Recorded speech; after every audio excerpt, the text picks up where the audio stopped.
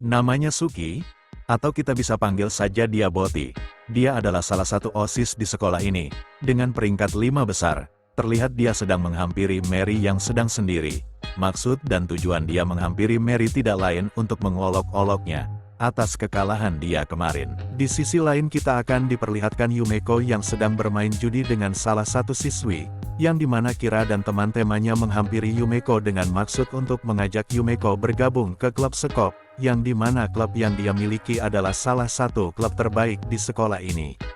Namun Yumeko menolaknya dengan alasan dia belum mau memiliki klub. Singkat cerita, Yumeko yang sedang makan di kantin bersama Rian dan Mary pun dihampiri si Boti yang tidak lain untuk mengajak Yumeko bertaruh dalam permainan icebreaker.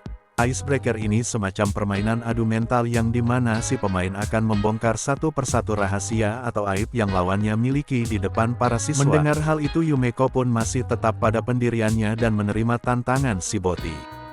Yumeko pun yang sedang di ruang perpus dihampiri oleh Michael yang keheranan karena ruang perpus adalah salah satu tempat di sekolah ini yang jarang sekali didatangi para siswa dan siswi. Dan kita, atau lebih tepatnya saya, dibuat sedikit heran karena ternyata Michael adalah salah satu dari anggota klub sekop. Michael pun menjelaskan dulu ayahnya adalah salah satu anggota klub sekop. Dengan kata lain, keturunan alumni tidak punya pilihan lain selain melanjutkan peninggalan orang tuanya sewaktu sekolah dulu. Yumeko pun meminta bantuan Michael untuk merahasiakan tentang keluarganya, dan meminta bantuan untuk bisa mengalahkan si Boti ini. Singkat cerita, mereka pun bermain icebreaker, dengan alat pembaca detak jantung yang dipasang di lengan. Dan baru saja permainan dimulai, si Boti ini pun bermain curang dengan cara menyuruh Mary mengambil koin milik Yumeko saat Yumeko bertabrakan dengan Mary. Sontak saja Yumeko yang mengetahui hal tersebut sedikit dibuat kesal.